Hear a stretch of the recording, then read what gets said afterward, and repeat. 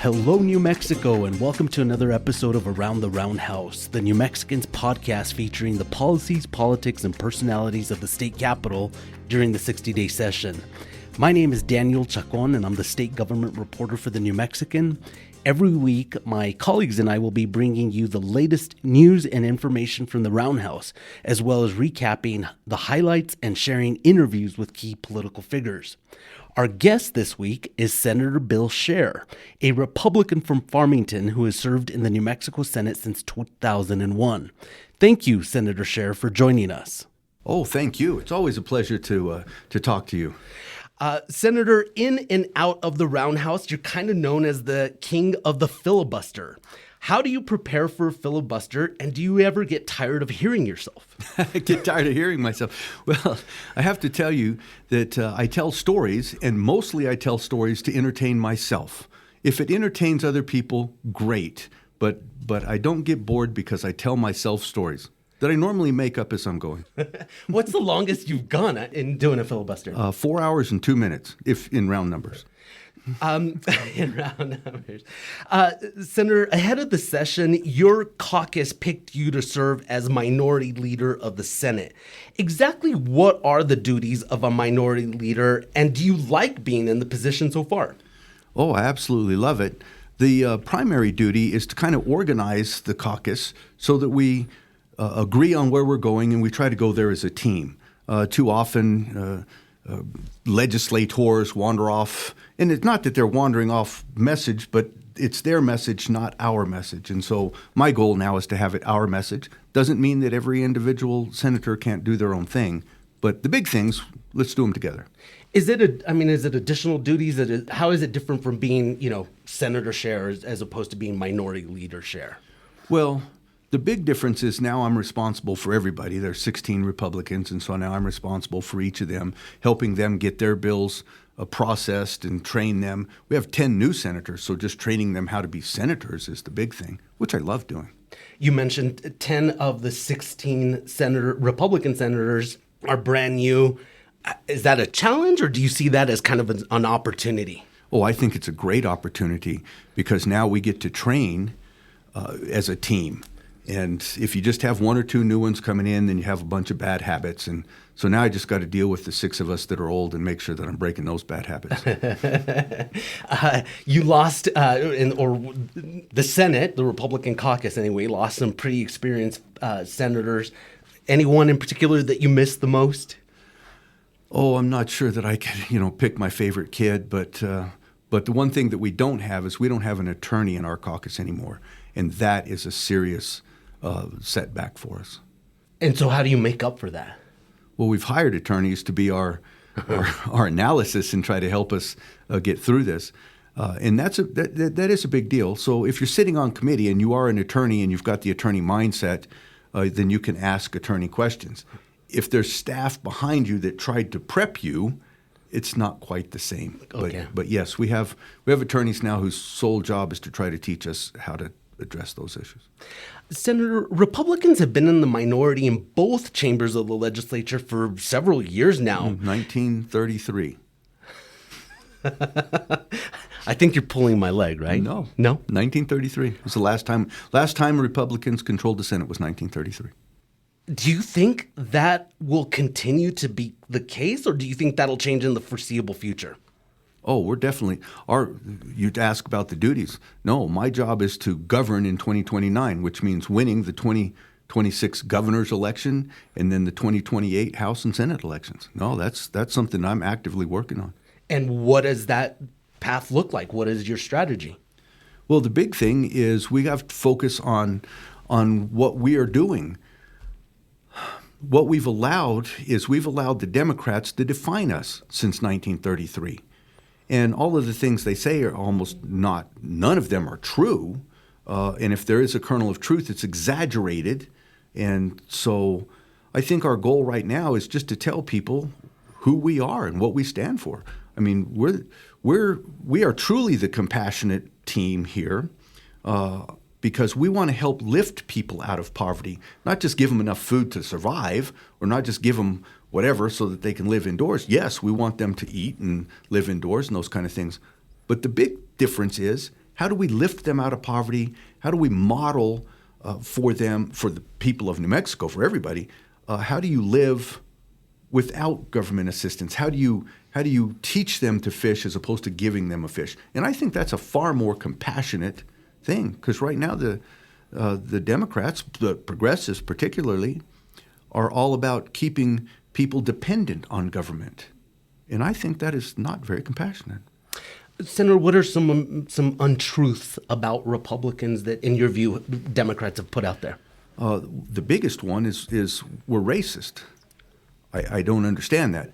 The one thing that we don't do is we don't try to pigeonhole people into different groups.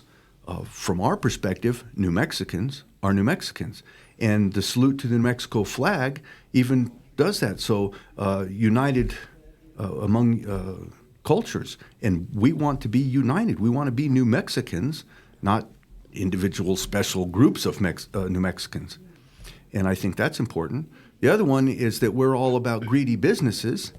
And if you look around right now, we're trying to save the small mom and pop businesses all over New Mexico. And all of these regulations, all of the stuff that we're piling on business, Walmart can handle. Mom and pop on Main Street can't, because mom and pop on Main Street don't have a herd of attorneys and accountants to work through it. And yet we keep on piling on regulations that are killing small businesses. So we're not going after or to support the big evil greedy people, and we never have. We've been trying to help New Mexicans and New Mexico businesses. Senator, what are your goals or priorities for this 60-day session? So certainly we have our own crime package. The governor's out there talking about crime, wants to make that a big deal, as it should be, okay? And so she's got her little crime package, her big crime package, which is mostly behavioral health. And that doesn't solve our crime problem. In fact, I was in Texas along the Texas-Mexican border at Eagle Pass, Texas this summer, and was looking at that, and they have a border czar. That's his official title, okay? And so we're down there, and we're on the border, and the Texans have taken over border security. There are Border Patrol agents, but the Texans are guarding their own border. And the border czar looked at me straight in the eye and said, when we closed our border, we moved our crime problem to Albuquerque. Wow. And that's about the time Albuquerque became one of the most dangerous cities in the world, because it moved all the cartel problems here. And that includes drugs, that includes human trafficking, slavery, okay, sex trafficking. All of those things now happen in Albuquerque because the Texans closed their border. The governor, with her behavioral health bill, thinks that she can hug her way out of this. But this isn't a mental health issue for the cartels. This is their business. And, you know, they have business models and they have standard operating procedures just like any other big business, except that if you cross them, they're not going to cancel you. They're not going to boycott you. They're going to shoot you. That's how they cancel people.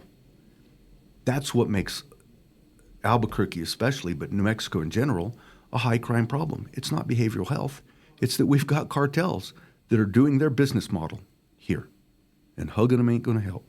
So, Senator, what is the solution? What are the types of bills that Republicans will pursue this session to try and deal with the crime problem as you describe it? Well, I think the big one is not so much New Mexico, is President Trump said he's going after the cartels, he's going after the dangerous criminals, and he is in New Mexico already. And I think that will have the most dramatic effect in Albuquerque particularly, but New Mexico in general. You know, there was a big raid in San Juan County a few months ago, right on the Navajo Nation, included state and federal officers, and it was a drug raid. But what they found when they got there were quite literally 100 Chinese slaves working in New Mexico. Now, we shouldn't have slavery at all. And this was a drug raid, but yes, suddenly there were 100 freed slaves. And that's happening it's happening in San Juan County. We're a pretty conservative county. And so if we can just make the bad guys go away, that makes New Mexico much more peaceful.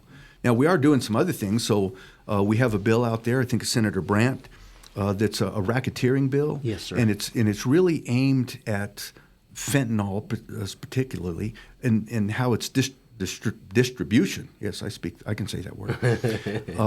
Because I-25 and I-40 are hubs for the distribution. That's why the cartels are there. But also human trafficking, which is huge.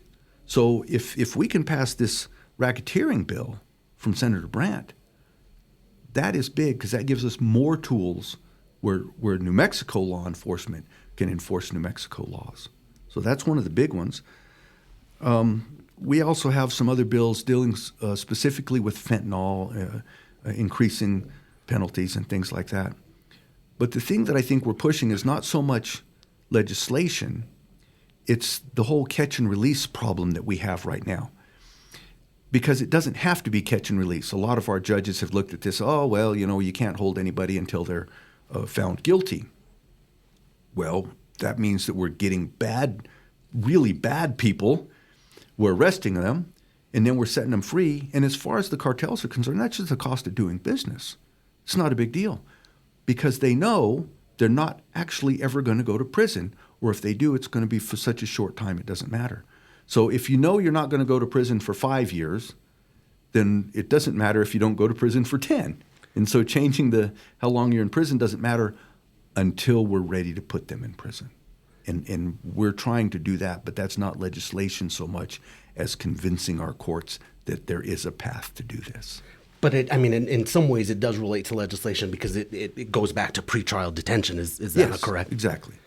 So what is on the table this year in terms of pretrial detention and making sure that folks that commit crimes, are held in custody to prevent them from, getting out and committing another crime in the future? So we believe that the laws already exist for the judges to hold people. So in this case, it's really more of can we educate the judicial system, including the DAs as well as the judges, because we believe that those laws already exist. They're just not being used. And so I think that a lot of our judges, some of our judges are just weak and they don't want to do this, but I think most of our judges are simply misinformed.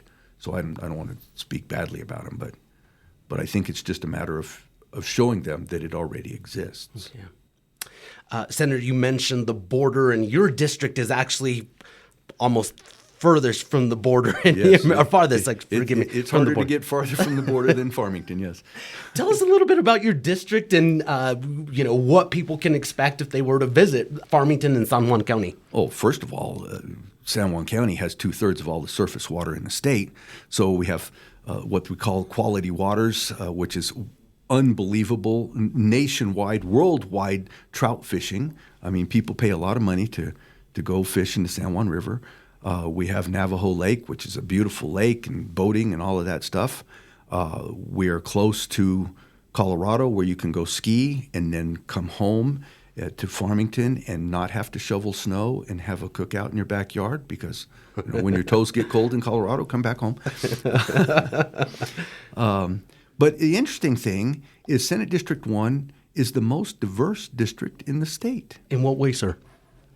About 1/3 of the population in District 1 is Navajo, about 1/3 is Hispanic, and about 1/3 is whatever you think I am, which is mostly mutt.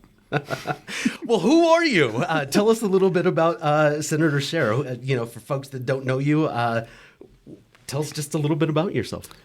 I was born in Albuquerque, but raised in Farmington, went to Farmington High School, went to New Mexico Military Institute, New Mexico State. New Mexico State? Of course. Is there another university? I thought UNM was the main university in New Mexico. That's a little school in Albuquerque. And, we hardly even count them. So then I was in the Army, went to airborne school, Ranger school. So for a long time, I thought I was invincible until I got hurt and realized I wasn't invincible. Then I was elected in 2000, started serving here in 2001. So I'm married, I have 2 kids and 10 grandchildren, and I wear a different tie every day for grandchildren. Some have pictures, and some were drawn on by grandchildren. So I will not repeat a tie during the 60-day session. Don't have 60 grandchildren, but I have more than 60 ties. Senator, we're in week 2 of the legislative session. What can we expect next week or then the weeks ahead? Well, I've been trying to work very diligently with Senator Worth, the majority leader, and making sure that we're coordinating our efforts and things like that. So it's one of those where, yes, well, I want to work with them. But at the same time, I see some very serious bills coming along that are being portrayed as environmental bills. But one came out of committee just yesterday that's called the Clear Horizons, and the goal of it is to have zero greenhouse emissions. But it listed a whole bunch of things. So it's not just fuel for your car, but it goes through even dust if you're driving your truck down the road. And the one that bothered me the most was in asphalt. So in paving roads, I don't see how you can even possibly get to zero emissions in making a road because, well, you're going to create dust when you just run the road grader down it to make it flat. And there's going to be emissions when you start pouring the asphalt on the road to make it smooth. And if this bill actually makes it, not only does it destroy the oil and gas industry, which, by the way, pays most of the bills in the state of New Mexico, but I think it destroys our economy completely. Because if you don't have any roads because you can't pave them, and you're worried about dust being kicked up, the only way you can travel is on a donkey. You can't even ride a horse because horses kick up dust. You have to go on a donkey, and that doesn't make any sense for our economy. I've never been on a donkey, and I don't want to be. Do you anticipate a big fight over that bill? Absolutely, yes. So there was a fight yesterday, but there will be more of a fight as it goes along because this one is beyond the pale. Republicans are all in favor of clean air and clean water, but we also want the heater to come on when we go inside, and we want the lights to turn on, and we want our refrigerator to run. We want the medical equipment at the hospital to run. And all of the things we're doing through technology, it's all getting better and cleaner all the time, every day. We don't have to go crazy over it. Industry and us, just as people, are working to get it better. That's one of those differences between Republicans and, okay, they say, oh, we want to pollute the world. No, we're cleaning it up. But we're not into zero emissions. I mean, zero emissions pretty much means you can't even be a human. So, I mean, you have a personal methane relief valve on you. On that note, Senator, thank you so much for your time. I always enjoy speaking with you. Is there anything I'm missing to ask you or anything that you want to add about this legislative session and what New Mexicans can expect this year? I think, we have webcast for committees. We have webcast for the floor sessions. As much as anybody can watch, they should watch and just see what is really happening.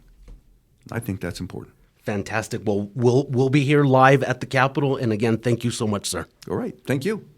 We'll take a quick break and discuss some of the highlights of the second week of the session and look ahead at what's to come in week 3.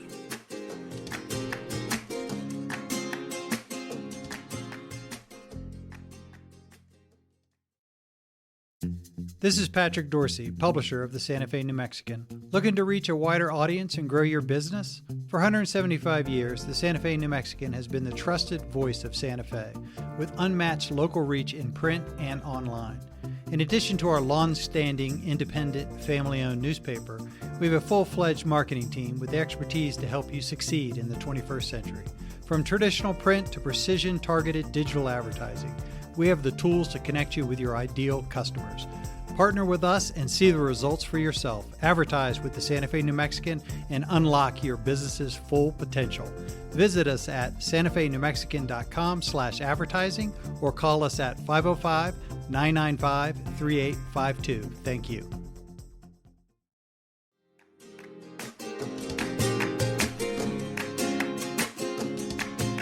We're back with Around the Roundhouse. I'm your host, Daniel Chacón.